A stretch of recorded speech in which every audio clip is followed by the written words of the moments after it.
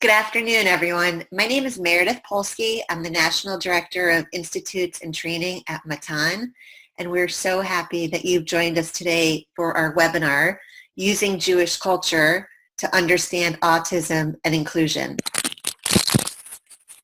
with Ruti Regan. Ruti is Matan's Rabbinic Disability Scholar in Residence. This webinar is being recorded. It's also being live captioned, and you can access the live captioning by going to the link that's displayed in our chat. Once this webinar is completed, the recording along with the caption will be up on Matan's website at matankids.org. So without further ado, I'm very happy to introduce Ruti Regan.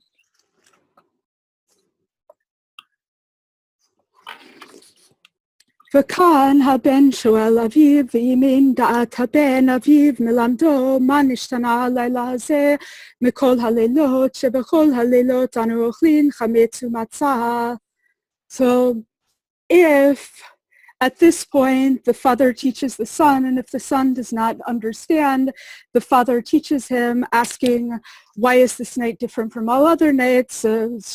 Because on all other nights we eat chametz, and on this night we only eat matzah, etc., etc. You all know these. So that's the 4 questions, and that's the Talmud. And so I want to introduce myself.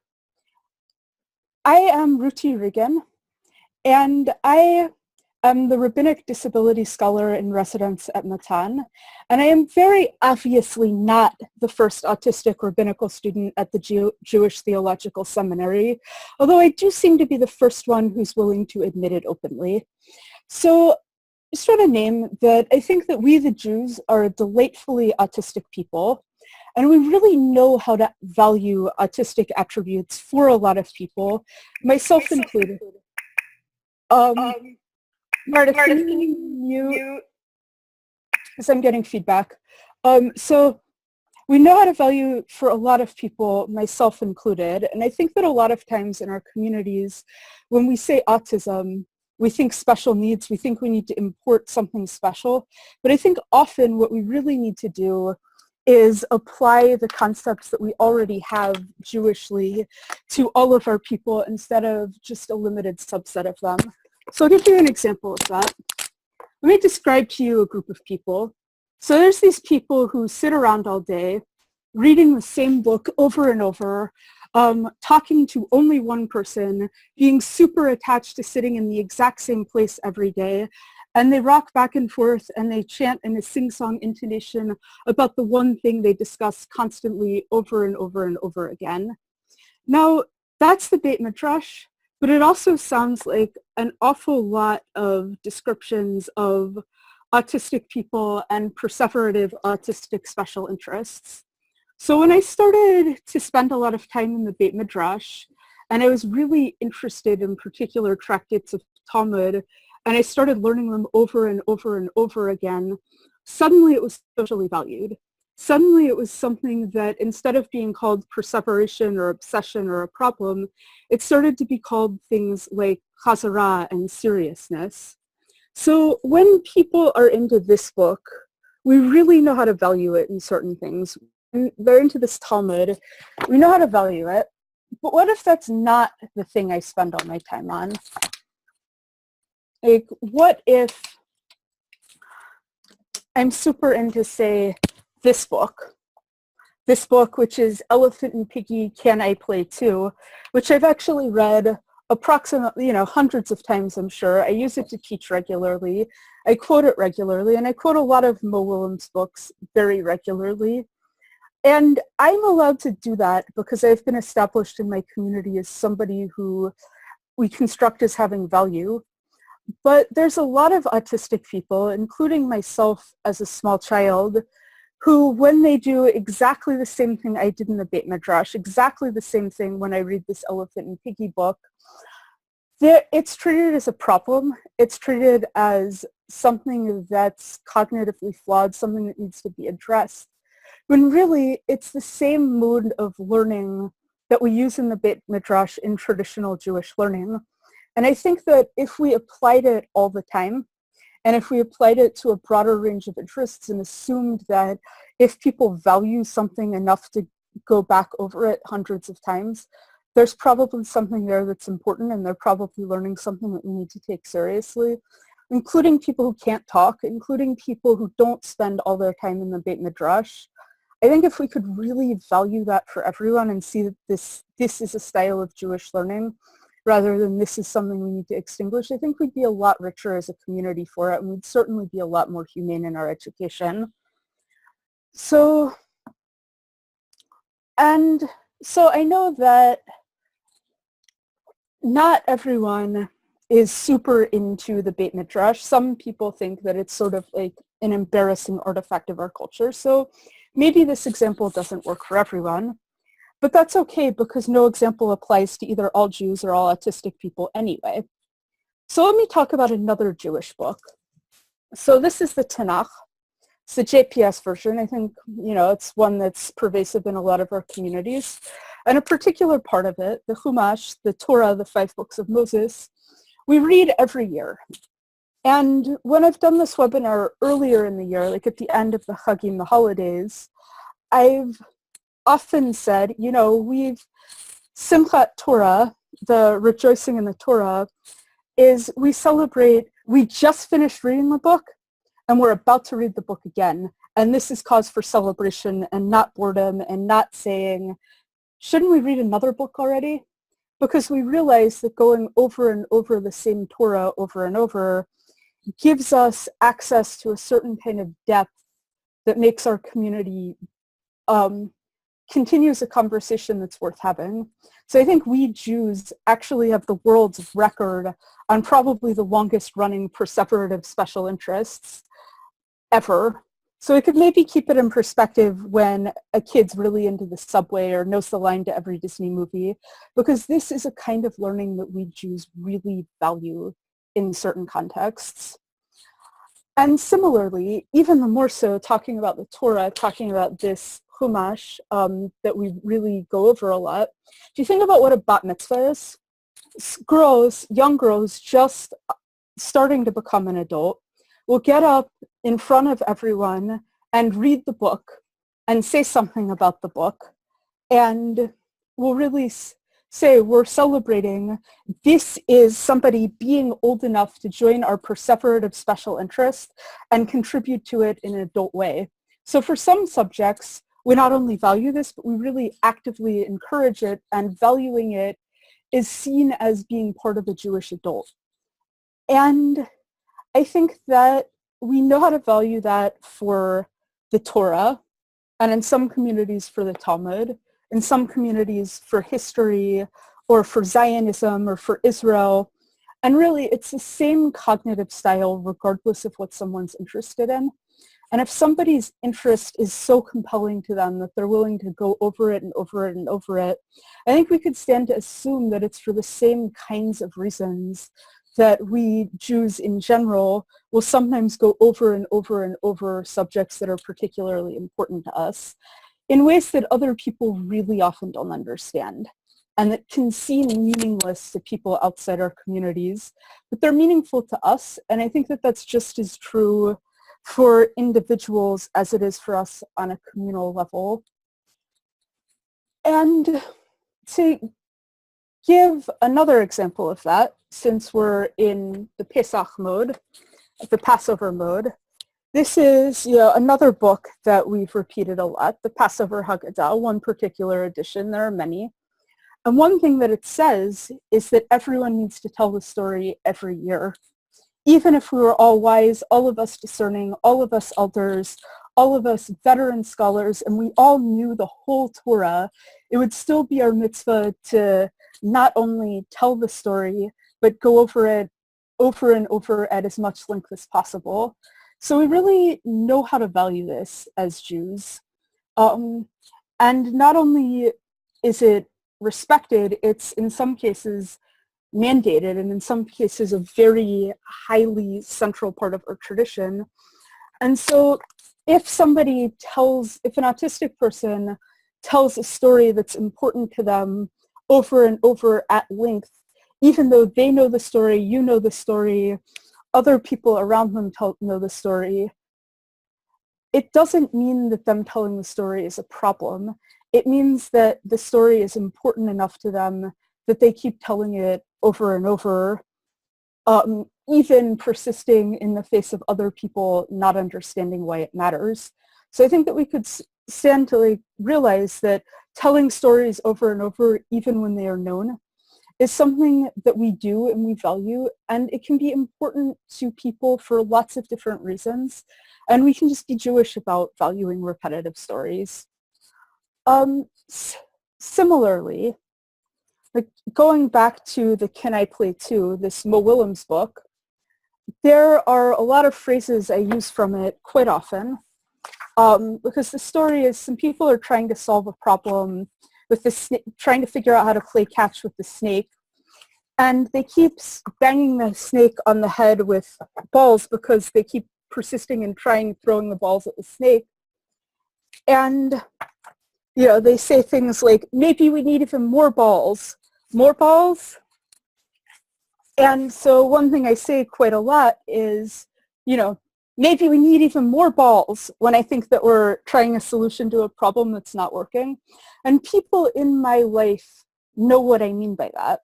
People in my life, when I talk about another repetitive phrase, this is my button that says, nevertheless, she persisted. And I think that in most of our communities, regardless of what you think of this slogan, the range of things I might mean by this are pretty readily understandable.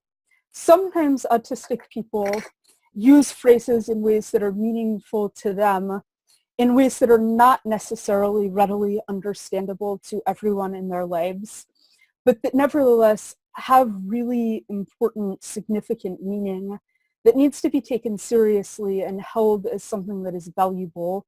But all too often, it's called echolalia, or it's called stimming, or it's called non-functional speech, when really a lot of the time when people say phrases over and over, it's because they mean something by those phrases, and those phrases are the most ready language they have to express the kinds of things that they have in mind. And so if we can keep in mind that these are meaningful and put effort into listening, then we'll hear a lot more people and have a much stronger community. And gets to another Jewish book that pretty much explicitly tells us to do this. This is the Siddur. It happens to be Siddur Lev Shalem, which is the most recent conservative edition, which has some words that are pretty much the same words as just about any other Siddur, so it's repeating some new words that it added. And these are all phrases that we repeat over and over, sometimes with comprehension, sometimes without comprehension, that looked at from the outside, from people who are not part of our community and are not familiar with our prayer, might look like those meaningless things that those Jews say over and over for no reason. And I think, some people call us legalistic or empty ritualistic, but those words that we say can be very meaningful for reasons that are not necessarily readily understood to outsiders, sometimes because we understand them, sometimes even when we don't. For instance, if I say, Baruch Hu et Adonai HaMevorach, I think that most Jews who can hear this and who just heard that have sort of a visceral reaction to where that's placed in the service that is, for some people connected to the literal meaning of the words, for some people not, but regardless, it's meaningful. And if I say in contrast, something like, let us bless God, for God is blessed, which is close to the literal meaning, it will not evoke the same meaning for most Jews in most communities that I'm familiar with, because the repetition and the sensory embodied experience of prayer is actually important, even when it is not readily understood to people outside of our communities and outside of this experience of embodied prayer. And to give another example of this, and this, So I think most people who have had classes with me, especially the past few years, have seen me doing things kind of like this with rocks, just kind of looking at the rocks, rocking back and forth, not necessarily displaying body language that's like perceived as engaged in what's going on. And you know, if I do this, it's perceived a particular way, especially among people who don't know me. But if I do this, here's my talit, my talis, and I hold my tzitzit in front of my eyes, look at them, and say, Ya Shema Yisrael Adonai Eloheinu Adonai Echad. And I'm rocking back and forth like that in this intonation, saying words that may or may not be literally meaningful to me. They are to me now. At one point in my life, I did not know the literal meaning. But people will assume that what I'm doing with my tzitzit right now, like twirling them around in my hands, is meaningful behavior that enhances my prayer experience. And I have to say that when I go to a synagogue service and I'm rocking back and forth, which is something I do kind of across context because it helps me think, and it's kind of how my body works. But when I do this in shul and I'm wearing a talit, never the only one. And I think that a lot of people, autistic or not, find this kind of movement incredibly helpful. And so I think that when we're talking about a classroom or a workplace, like when I'm in seminary, I'm also really never the only person rocking. And I'm never the only person who's particularly attached to sitting in a particular place. Never the only person who has catchphrases. And never the only person rocking. But I know that in mainstream education classrooms, including the one I grew up in, this kind of thing is regarded as a problem. And I think that in some Jewish contexts, when we invoke special education or special needs as the concept that's operative in how we like respond to this kind of movement, we can see this as a problem, even though it's just fundamentally a Jewish form of motion that we know helps with learning. We know in the Beit Midrash it helps with learning, and we know it helps with prayer. So I think that we could really stand to value it for everyone, including people who use it to learn subjects that are not specifically Beit Midrash or Jewish, just because that's how they think all the time. If it's okay in shul and it helps people think in shul, it's okay if it helps people think in other ways, in other contexts. And similarly to that, to this kind of embodiment, like in some communities I'm in, putting your talit over your head during the Amida, during the silent, like standing prayer, is a completely normal thing people do to maybe focus our attention or think about, to concentrate in prayer, to have our minds on prayer rather than surroundings. And it's just sort of, in some communities people do it, in some communities people don't do it. But when people, in communities where people do it, it's valued and it's seen as, of course, it's this cognitive strategy you use. And if I put on my coat, like say I'm in a classroom and I'm having trouble focusing, or I want to do my work and I want to think about some things and not other things, or I find the weight helps, I might do this. It's pretty similar to what I do with my talit, but it's perceived very differently. And I think that in most classrooms, this would be seen as a sign of trouble or a sign of someone not wanting to listen or concentrate, when it's really the same kind of thing that we do in prayer. And I think that if we pay attention to that and apply Jewish concepts and think like this is like this other Jewish thing we do, we could have schools, workplaces, and cultures that are really much more inclusive of more people, because this suddenly became okay when I went to yeshiva, but it would be important for the same reasons if I had never gone to yeshiva, if I had never studied Talmud, and even if I had never learned to speak in a normal way. It would still be valuable, and it would still be something that I think we could look to, saying like, this is a Jewish thing, and it is a Jewish thing that we know how to value and could value for more people. And going back to the Siddur, talking about these repeated phrases, the Shema, which is, Hear, O Israel, which something that we recite, like often wearing talit, looking at tzitzit, is quotes from the Bible rearranged.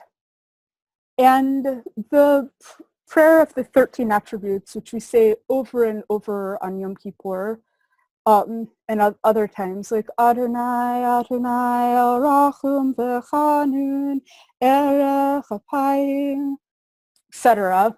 We recite the 13 attributes in prayer on the holidays in Shul and on Yom Kippur, Rosh Hashanah, Yom Kippur especially. And that's something that we not only repeat back God's quotes, because where this came from was Sinai. God was talking to Moses on Sinai. God was very upset at the Jewish people over the golden calf.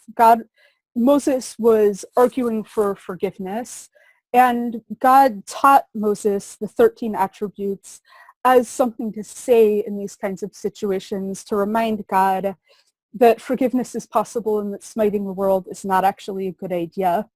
And we actually take those words, we use those words that way, but we take them a little out of context because the end of that word talks about God punishing people, which is not really what we want to invoke liturgically. It says God will pardon, will not pardon, and we take off the will not pardon part and repeat it over and over liturgically.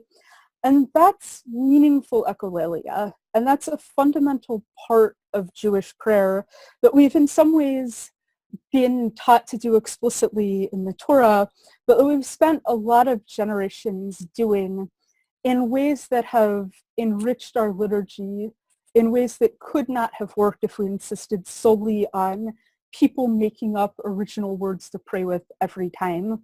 The echolalia and the received words and the combination of our words and other words and old words with new meaning allows us to do things that would not otherwise be possible. And that's true liturgically. It's true when we study Torah, when we talk about the world. And it's also true of people who use different kinds of phrases, like people who might say, see this like Finding Dory and be just keep swimming, just keep swimming. That enables people to say more things, including people who don't have very much original speech of their own. The harder it is for someone to communicate, the more important it is that all of their methods of communication be valued. And along with that, just like we Jews value movement in prayer very highly, we also value movement in speech and communication very highly a lot of the time. When I was taking a couple of years ago in my rabbinical school class, homiletics, like how to give a sermon, how to communicate clearly, how to look good on television and not say things that'll get you into trouble, that kind of thing. One of the things they told us really emphatically was you have to talk with your hands, you have to move. If you don't move, it will interfere with your communication and you won't get the words out readily. And they had us do an activity where we put our hands behind our back, held still, and tried to have a conversation with someone to demonstrate just how impossible this is and how much it interferes. And that's so true. And I think that we well understand that in Jewish culture. We're kind of notorious for talking with our hands, being loud, moving a lot. And when I saw that valued, it was both validating and made me really angry because we know that movement helps with speech.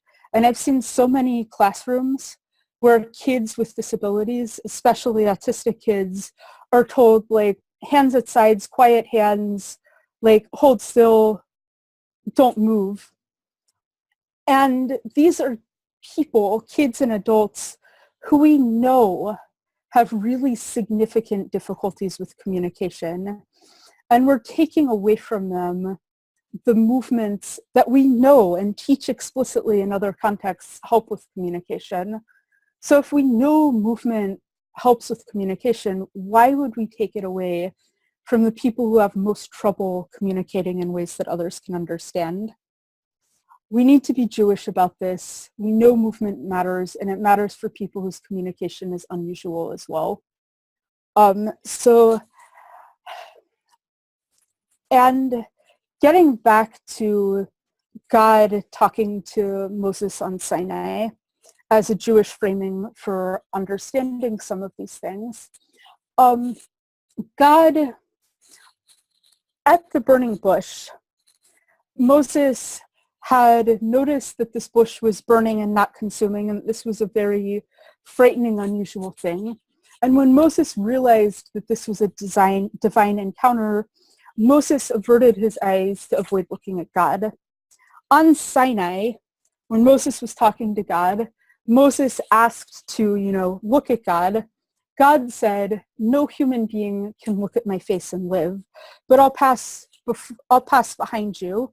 And, in some of our traditions, some people have the tradition that God put on God's talit and tefillin and kind of showed God's back that way. But regardless of how you interpret that, God and Moses didn't make eye contact. That's what the tradition says.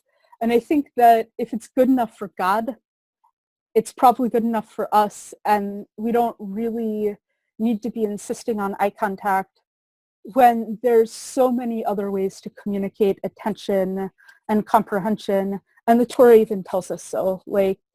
And we know that from the yeshiva culture thing as well, because when people are looking into their books, doing this, rocking back and forth, learning together in chavruta, they're generally speaking not looking in each other's eyes. They're generally speaking looking at the text.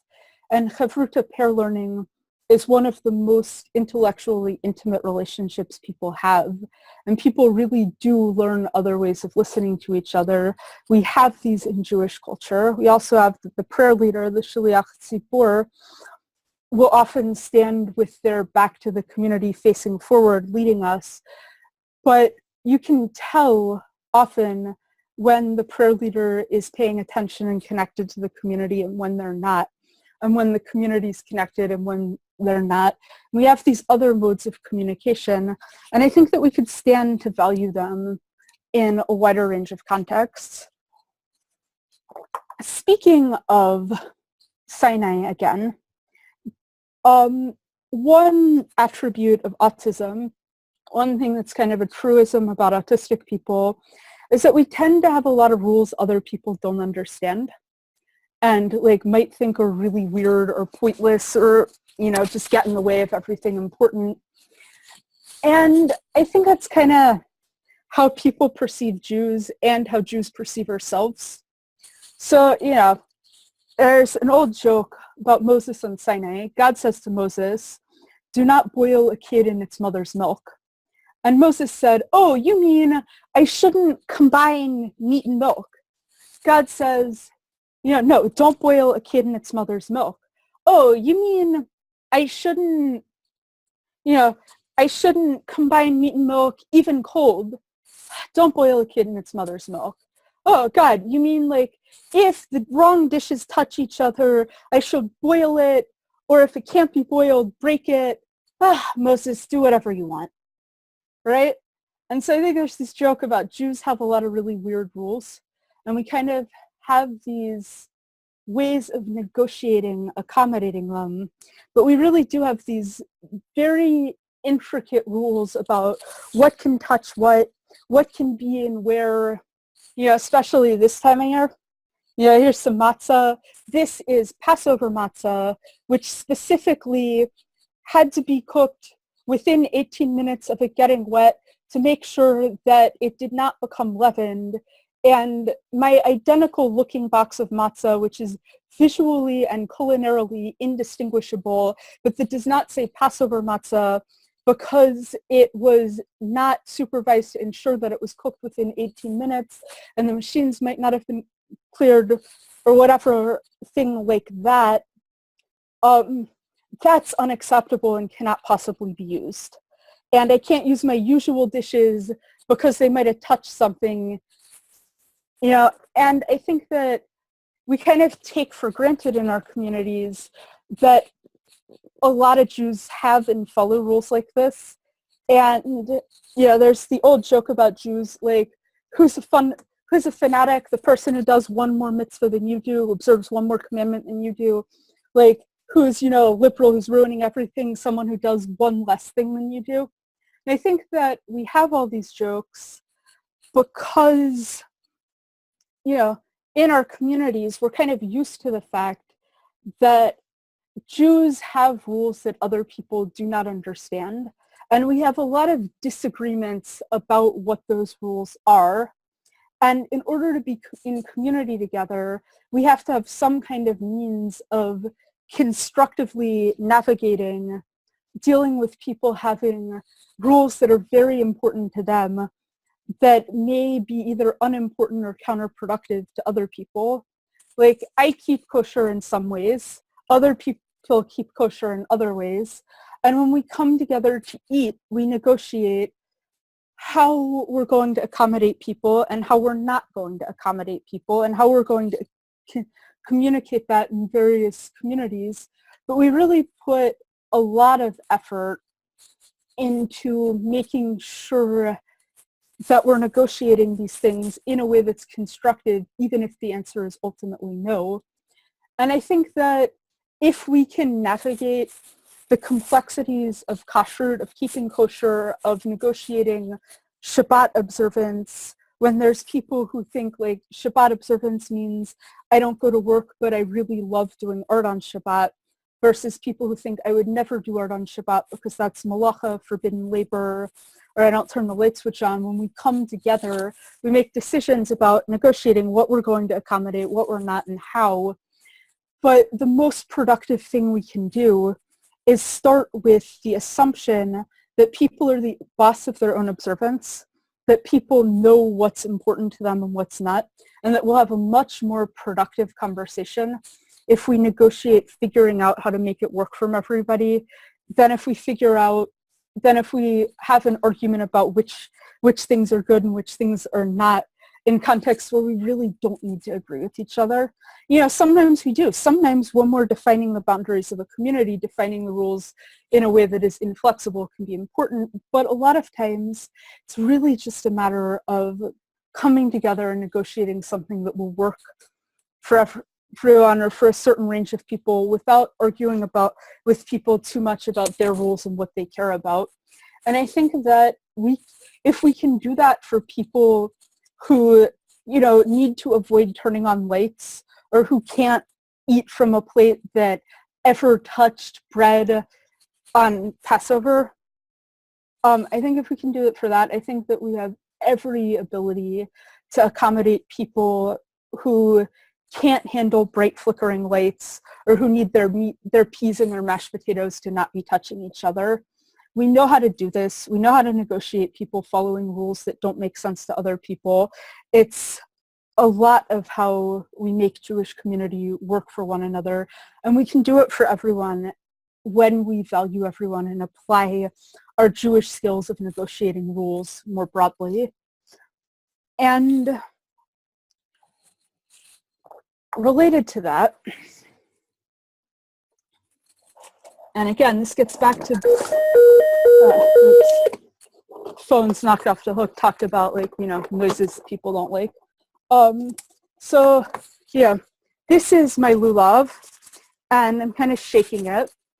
And I used this for Sukkot, for the festival earlier in the year when we shake these things. And some people have the tradition of we use these we save them, let them dry out, use them to burn our leaven going into Passover so we don't have chametz sticking around the place. And there are a lot of complicated rules for lulavs. And if you see during the holiday earlier in the year where people use these, there'll be a lot of people carrying them around in public places, maybe waving them around, maybe inspecting them to make sure that they still work the right way. And if you go into shul and people have these objects, which are obviously really valued, people outside of this can think like, why are these people carrying a big pointy plant around? That's really weird. Why is everyone waving around a plant in synagogue? That's really weird. Why are people so attached to these plants? What's special about them? That's, how it looks outside of it. Inside of it, it looks like, I am celebrating the Jewish holiday of Sukkot. Part of what we do is take our lulav and wave it around, and it's part of how we celebrate this time of happiness and rejoicing, in addition to making, these weird forts in our backyard. But so we have a way of holding attachment to these kinds of objects, and also to this shofar, which is another iconic Jewish object which has meaning, has to be present, not carried around in the same way by most people, but like the lulav is. But so a lot of people are attached to other kinds of objects in ways that might not make sense to people outside this attachment. For instance, what if I'm really attached to this big, giant, squishable stuffed kiwi? It's a big stuffed animal. It's kind of big enough to hug. Like, what if I carry it around with me everywhere? And I have rules about how it needs to be oriented, who's allowed to touch it, what it means when I move it, where it needs to sit.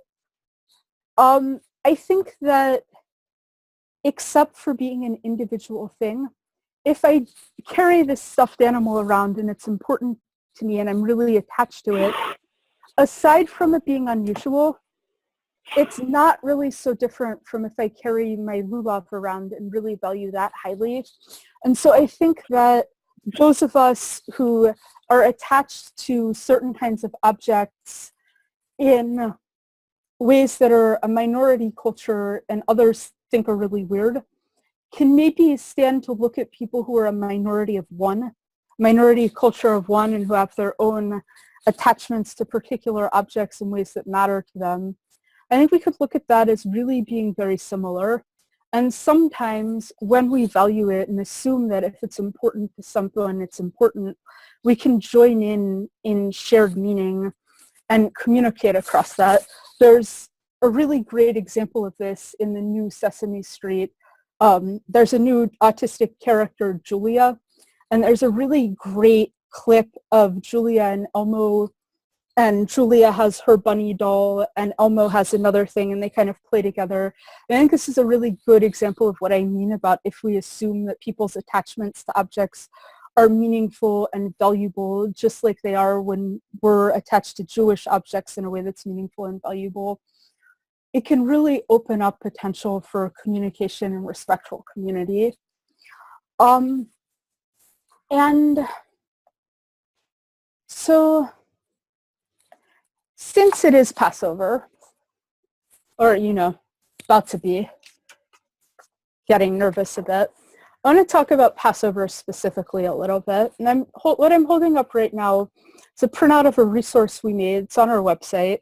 It's a visual schedule for the full Seder. Yeah, it's organized. We have the signs of the Seder, the order of the Seder,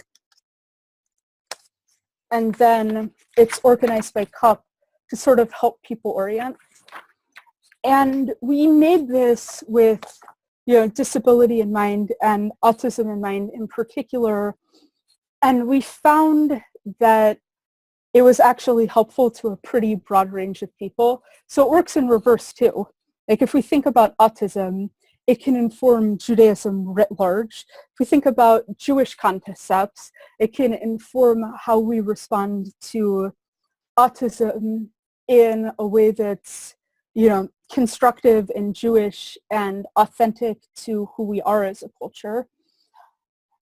And actually, there are some things I want to say about the Seder specifically, but before I do that, I want to pause and see if there's any questions. So I'm going to look in the chat window real quick. Does anyone have questions, comments thus far?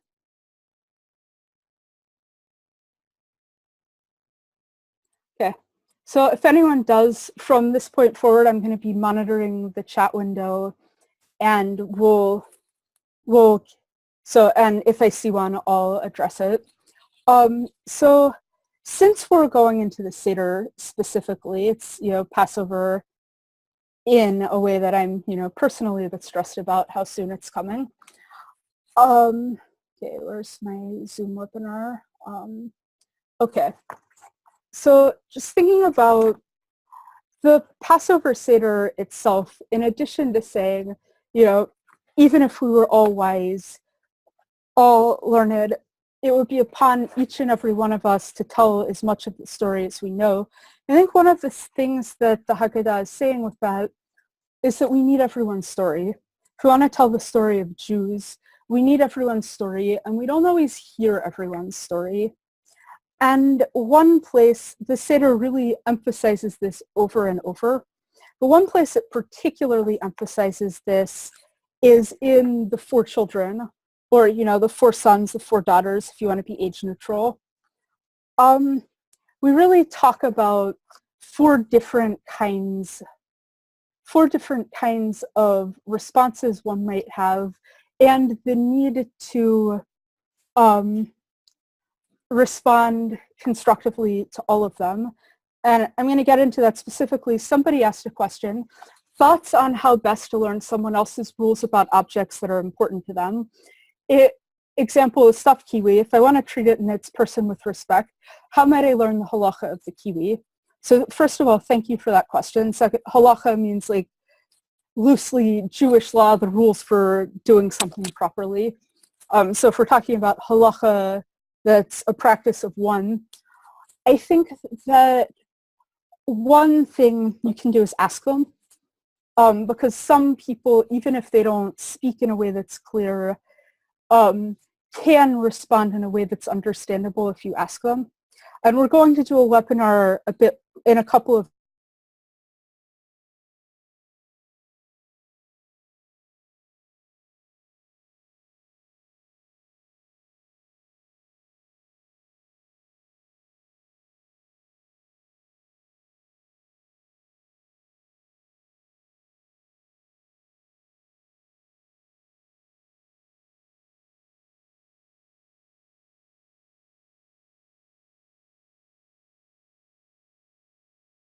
things seem to bother them. A lot of it's just relationship building, asking, being interactive. And again, I would highly recommend watching the Sesame Street clip I mentioned with Elmo and Julia with the dolls, because I think it illustrates this very nicely.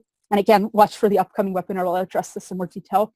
But since we're going into the Seder, I want to talk for a few minutes about a way that I think that we might approach the 4 people. So there's 4 leftly translated. There's one that's Hacham, which we often translate as wise. There's one Rasha, which we often translate as wicked. There's one Tam, which we often translate as simple. And there's one Eno Yodea Lisho, which we translate as the one who does not know how to ask. So thinking about the Hacham, the wise child, what does the wise child say? What are all of the rules about this? And I think one could ask the question, why do we need to be told to answer this child's question about the detailed rules? And one answer I would give to that is because if you're teaching a class, the kid who asks a lot of detailed questions can be the most aggravating, irritating student in your class, because you want to just get through the lesson on, say, we don't eat leavened bread on Passover, and they keep asking you detailed question about wheat productions, or, what if this happens, what if that happens? And it's great, but you kind of want to tell them, like, we need to move on. And some people really understand the world through detailed questions a lot.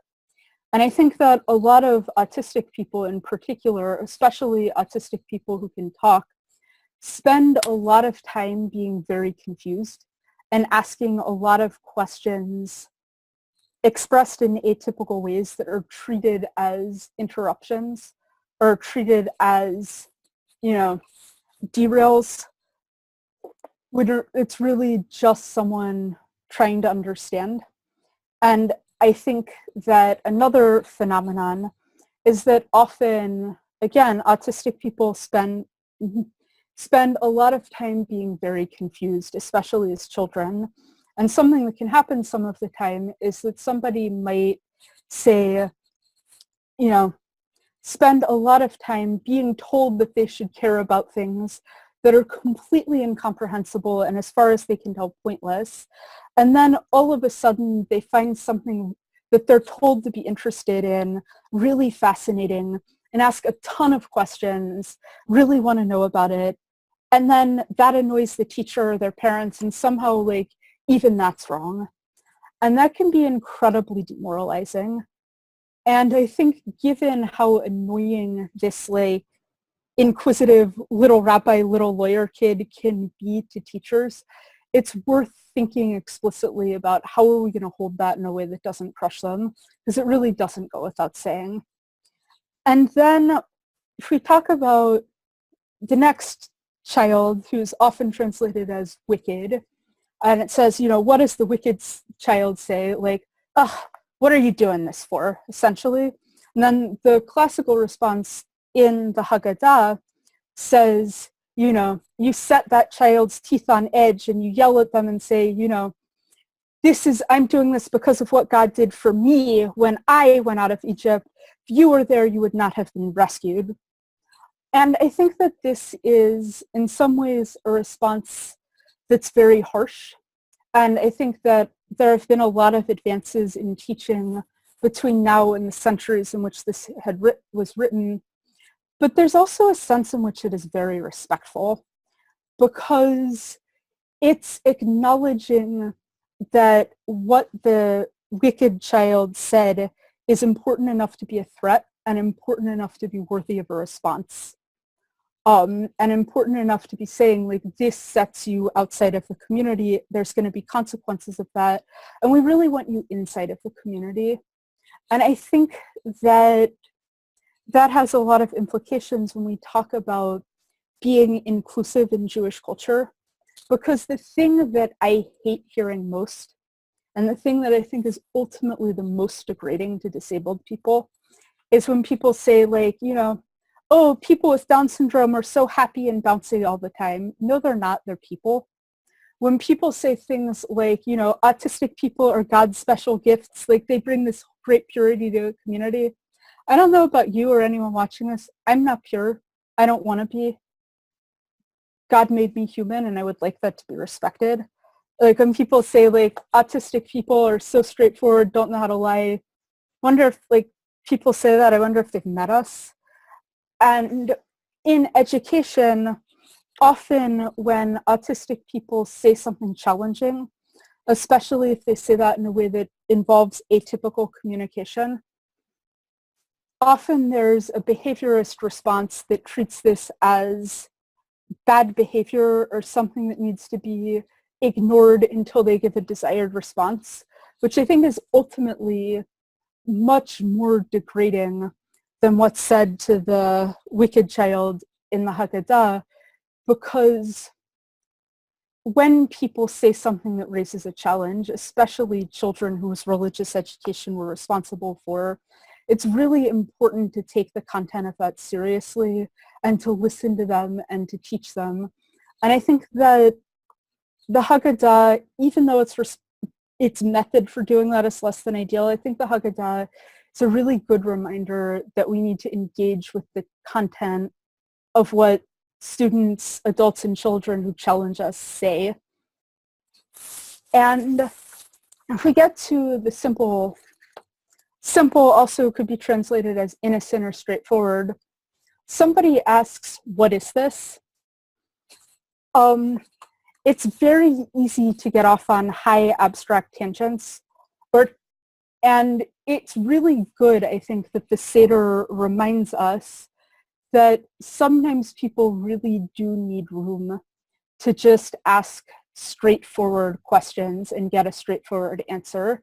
So I know through my own experience that when I ask something like, what is this? And people assume, oh, everyone knows that. They often think I'm making a joke and laugh at me, or they often think that I'm, rebelling and being disruptive and yell at me, when really often I just really don't know and really do want to know. And so, like, one example of this for me is when I was in elementary school, we played kickball frequently in recess. I did not know the rules to kickball. I could not convince anyone that I did not know the rules to kickball because every time I asked how to play, people thought I was joking or being a wise ass. So I think, and in Jewish education, I think that a lot of people feel really uncomfortable asking questions when they think that everyone else knows the answer. So I think the reminder right here in our central text about teaching tradition tells us, make room for simple questions. They're important. I think it's wisdom of our tradition that we could apply across a lot of contexts. Similarly, and this is getting back to the question that was asked about the halacha, about the rules of the Kiwi or the other important objects, is the one who does not know how to ask, I think, is the reminder that we need to hold most seriously in our Jewish response to autism, especially for people whose communication is not typical. Because it says when the child or son or daughter or student, whoever, the one who does not know how to ask, you open it up for them and ask and start telling the story. It is because of this that God did for me when I went free from Egypt. So even when somebody is not in a position to ask, we assume that the questions that they have are important, and we assume that they need to know the story. And this is true for young children, and it's also true for people who don't know how to ask for any other reason. And I see this talked about a lot in terms of anxiety. Like, people often don't know which questions are okay, which questions aren't, where to ask questions in the Seder. And so I think that that's certainly one interpretation that's important, and we need to invite people in. But I think another interpretation that's equally important is that people's questions matter, whether or not they have a way to ask them. And a lot of people do not have a way to ask their questions. And a lot of people who, especially autistic people, who are either non-speaking or are called non-speaking because their speech is not typical, are often presumed to have nothing to say, or are often presumed to have nothing to say that's nuanced and complex. And one of the reasons that we made this visual schedule of the Haggadah is because we believe that people who need support to access something deserve access to all of it, and that we should presume that they need access to all of it and can benefit from access. And that if we make support for all of it, more people will be able to get all of it. And so part of the one who does not know how to ask is thinking about what the barriers to asking are, and maybe creating ways in for asking. For instance, if somebody doesn't have a way to ask their question in any context, they probably need some form of communication support. And what I'm loading up on my iPad is one app, Proloquo to Go, which is actually on sale right now, which has really helped a lot of people to have more access to communication and ability to ask their questions and be listened to. And people who gain communication later had questions sooner. So making sure that we're treating everyone present as somebody who has questions that matter and need to be addressed seriously is part of what I think the Eno Yodea Lishol, the one who does not know how to ask in the Four Sons, is reminding us of. And this is another app. This is Speak for Yourself. It's one that's actually being used very successfully even by, toddlers, like 2-year-olds. So it's worth knowing this exists for the sake of the one who does not know how to ask. And there are various other ways to give people access to asking. but remembering that people who don't know how to ask are full human beings and need full Jewish education is very central to both what we do at Matan and to what I think our tradition demands of us. And so I think that we are a very delightfully autistic people, and we can be proud of that, and we can apply Jewish concepts when we're trying to solve a problem involving accessibility, when we're trying to figure out what our obligations and values are. And really, in every context that we're in, we can do this. This is who we are as Jews. We can honor the questions of somebody who asks in detailed ways. We can honor the questions of somebody who asks in challenging ways.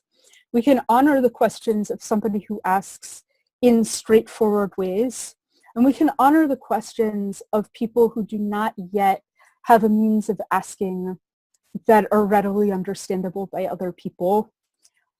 And we can also do that with everything we have and everything we are as Jews. We can do that with our bodies. We can do that with our use of repetitive language. And we can really do that with everything we are and everything we have. When we apply Jewish concepts to autism and inclusion, we really do right by our whole community in a way that I think is very powerful. And so I'm just going to put up, just going to put up as the last slide, just our Matan pledge. And while I'm putting that up, if anyone has questions, please feel free to put them into the chat box and I'll take a look at them, because I think that this really is who we are as Jews and who we can be as Jews in a way where we don't have to abide anything. We don't have to be afraid. Autism is not grounds for freaking out. We just need to be Jewish about it. So I'll just read out for everyone the Matan pledge that we wrote, which I think encapsulates these values that I was talking about. So the Matan pledge is, I acknowledge that ability, disability, and humanity coexist, and I pledge to see my students, whatever kind of learners as they are. I will not look past their disabilities. I will seek to understand. I will not overlook their abilities. I will seek to support them effectively. I will not ignore the humanity of my students. I will remember that they have individual interests and a perspective of their own, and that they were each created in the image of God. All right, so thank you, everyone. If anyone has questions, we got a couple minutes left, so let me take a look at the chat box. Where did it go? Okay. Okay. So what do you think the role of diaspora is in the Jewish use of repetition? How does this relate to autism? Is it some way of forming community in exile? I think that having a shared language and having a shared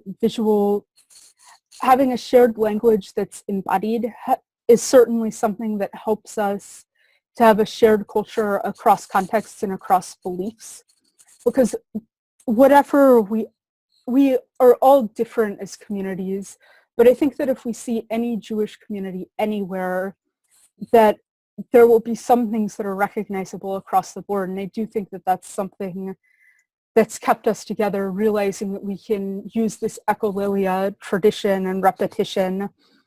I think that's right. I think that that is cohesive. And I see that in autistic community as well. Like there's a lot of autistic community that values like stimming, flapping, rocking very highly in a way that I think does connect people together. And I have a lot to say about community in exile so I won't get into that now, but thank you for the question. Any other questions?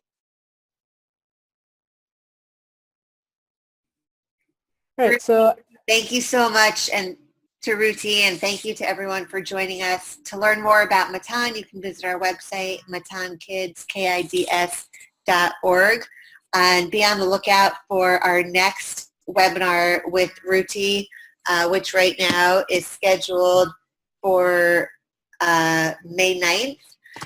So be on the lookout for that. And thanks again for joining us. Also, the next webinar is going to be about camp. It's going to be about using the resources you already have available in camp to make camp a better experience for kids with any kinds of disabilities and kids with and without disabilities working together more effectively. So yeah, stay tuned. I hope to see you there.